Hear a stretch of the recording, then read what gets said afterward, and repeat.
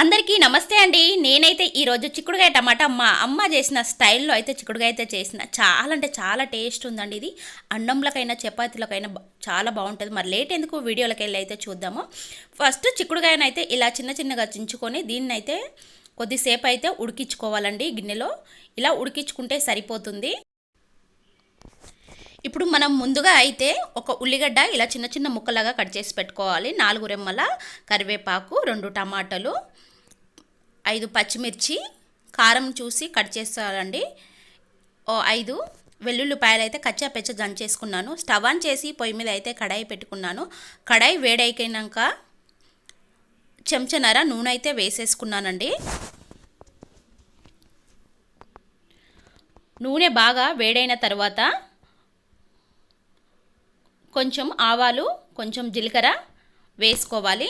అలాగే మనం ముందుగా కట్ చేసి పెట్టుకున్న ఉల్లిగడ్డలు అయితే వేసుకోవాలి. కొద్దిసేపు అయితే నూనెలో అయితే మంచిగా మగ్గించాలండి. 4 రెమ్మల కరివేపాకు అయితే వేసేసుకోవాలి. ఉల్లిగడ్డలు మంచిగా మగ్గిన తర్వాత 1 చెంచా పసుపు, 1 చెంచా ధనియాల పొడి వేసేసుకోవాలి. అలా వేసుకున్న తర్వాత కొద్దిసేపు అయితే అలా నూనెలో అయితే మగ్గించాలండి. ముందుగా కట్ చేసి పెట్టుకున్న టమాటాలు అయితే ఇందులో వేసేసుకోవాలి. ఒక 5 నిమిషాలు అయితే మూత పెట్టేద్దాం. మూత తీసి చూద్దామండి. చూడండి, ఉల్లిగడ్డ టమాటా అయితే మంచిగా అయితే ఉడికిపోయింది. 1 చెంచా అల్లం వెల్లుల్లి పేస్ట్ వేసేసుకోవాలి. పచ్చివాసన పోయేంత వరకు ఉంచాలి. మంట వచ్చేసి మీడియం ఫ్లేమ్లో ఉంచాలండి. మనం ముందుగా ఉడికించుకున్న చిక్కుడుగాయనైతే ఇందులో వేసేసుకోవాలి. బాగా కలపాలండి. ఒక 5 నిమిషాలు అయితే మూత పెట్టేద్దాం. ఇప్పుడు మూత తీసి అయితే చూద్దాము.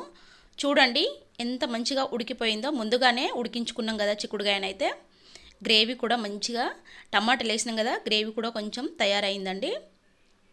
మనం ముందుగా కచ్చాపచ్చ దంచుకున్న వెల్లుల్లి, పచ్చిమిర్చిని అయితే వేసేసుకోవాలి.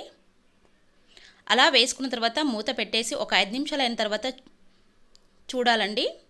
చూడండి ఎంత బాగైందో. దీనికి సరిపడా ఉప్పు అయితే వేసేసుకోవాలి. ఉప్పు వేసుకున్నాక 5 నిమిషాలు అయితే మళ్ళీ మూత పెట్టేసి తీసి చూద్దాము. చూడండి, చిన్న మంట మీదనే ఉడికించాలి. చాలా అంటే చాలా మంచిగా ఉంటుందండి. చాలా రుచి అయితే చాలా బాగుంటుంది. ఇది మా అమ్మ ఊర్లో అయితే ఇలానే చేస్తుంది. నాకు అక్కడికి పోయినప్పుడు నాకు చిక్కుడుగాయ అంటే చాలా ఇష్టం. ఇంకా అమ్మ చేసిన కూర అంటే చాలా ఇష్టం అండి. చాలా బాగా చేస్తుంది నాకన్నా.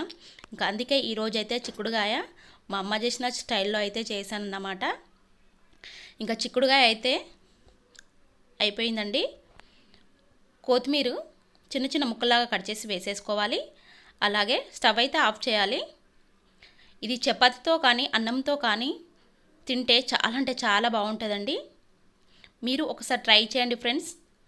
చాలా రుచిగా ఉంటుంది. మీరైతే ఇలా చేసి ఉండరు. వెల్లుల్లిపాయల మంచి వాసన పచ్చిమిర్చితో చేస్తే మాత్రం చాలా బాగుంటుంది. మరి ఈ వీడియో మీకు నచ్చింది అనుకుంటాను. నచ్చితే ఒక